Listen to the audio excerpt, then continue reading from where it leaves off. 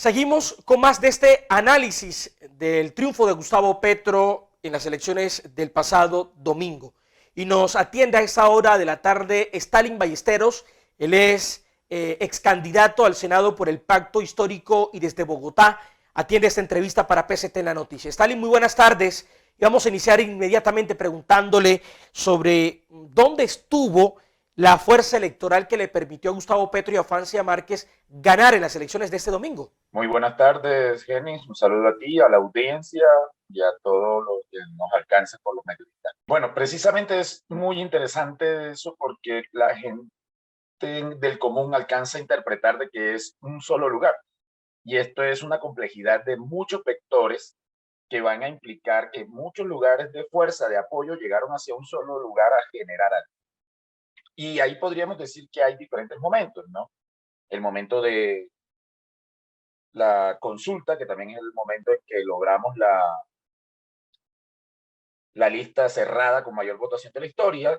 El segundo momento es la primera vuelta y el tercer momento es la segunda vuelta. Y si nosotros nos damos cuenta, lo podemos extender en el tiempo, podríamos decir que es un proceso evolutivo. O sea, ha habido por muchos años un cambio de la interpretación de la realidad de los votantes que exige a su vez un cambio en el ejercicio de la política en el país. ¿Dónde está? En muchos lugares. No se puede decir que hay un solo lugar, pero efectivamente sí se puede decir que hay un lugar concentrado de votación que se puede llamar izquierda y centro izquierda, que se identifica con esta votación y que tiene unos lugares, sobre todo en la capa de la clase media y sectores populares.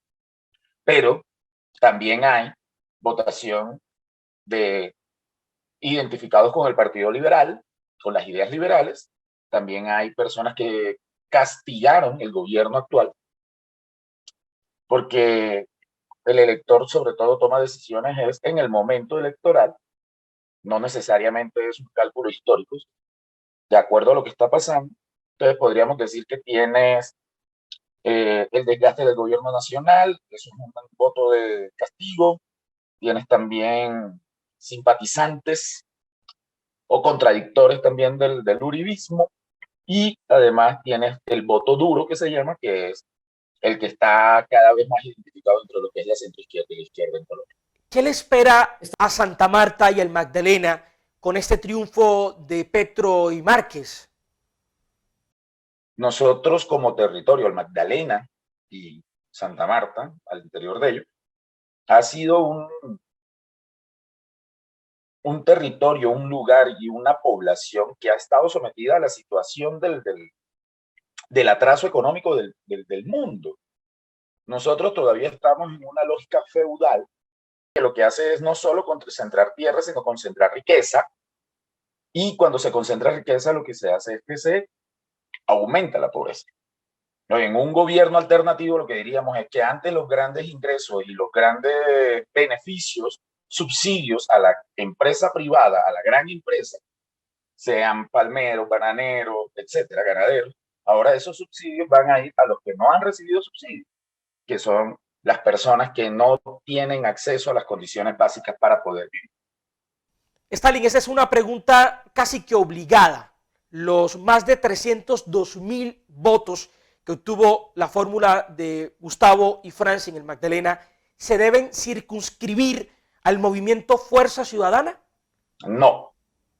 El votante, la participación política del ciudadano, no está circunscrita a un líder que determina cuál es la voluntad política de la ciudadanía. Eso no lo puede hacer nadie. Eso no lo pudo hacer Uribe, siendo el hombre más poderoso tal vez de lo que va corrido el siglo XXI. No lo puede hacer Gustavo Petro, el único hombre de izquierda que ha llegado al poder en toda la existencia de este país. No lo puede hacer nadie más. Las personas votan por personas porque no pueden votar por idearios, tienen que votar por personas. Esas personas que se candidatizan representan unos idearios. Entonces la gente se identifica con esos idearios. Lo que nos dice esta votación, que es cercana a la votación que tuvo el gobernador entre 300 y 350.000 votos, podríamos decir, es la votación para poder interpretar, uno, el voto castigo al gobierno actual; dos, el voto antiuribista, ¿cierto? Y tres, el voto que exige cambio. Ahí uno podría tener, eso tendrá muchas más vertientes, pero digamos, podríamos decir que estos tres lugares son los más importantes. Por último, Stalin, ¿cómo cree usted que Gustavo Petro y Francia Márquez van a construir ese acuerdo nacional en un territorio como el departamento del Magdalena, departamento ampliamente polarizado? Si tú haces una transición, pues en la que dejas de beneficiar a esos grandes empresarios para beneficiar a más de 20 millones de personas que no pueden comer 3 veces al día, entonces va a haber alguna complejidad en la aceptación de ello. Pero también podríamos entender es que hay una intención de que ese cambio sea un cambio tranquilo.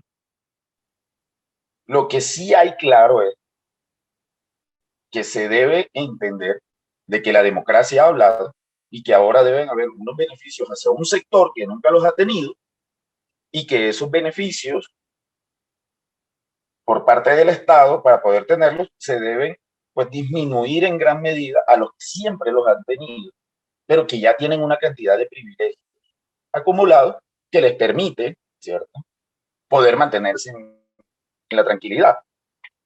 ¿Cuál es el principal argumento para que esto se desarrolle de la mejor manera? El compromiso de Gustavo Petro alrededor del respeto a la Constitución del 91.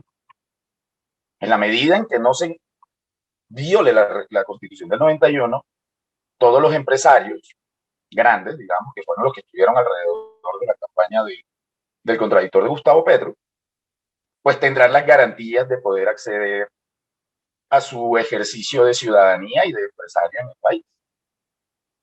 Pero yo sí quiero dejar algo claro, que no necesariamente todo el mundo tiene que estar feliz, porque la política pública tiene un elemento complejo en eso.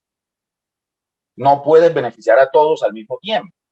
Muchas gracias, Stalin, Yurley, televidentes. El ingeniero Rodolfo Hernández tiene hasta este jueves para decidir si asume o no la credencial como senador de la República que el estatuto de oposición le otorga a la segunda mejor votación, en este caso en las presidenciales. Y también, pues, ¿qué va a pasar con Marlene Castillo si también acepta la credencial en la Cámara de Representantes? Todo esto sigue moviendo la cosa política, se mueven los sonajeros de quienes estarán al frente de los ministerios en el gobierno de Gustavo Petro.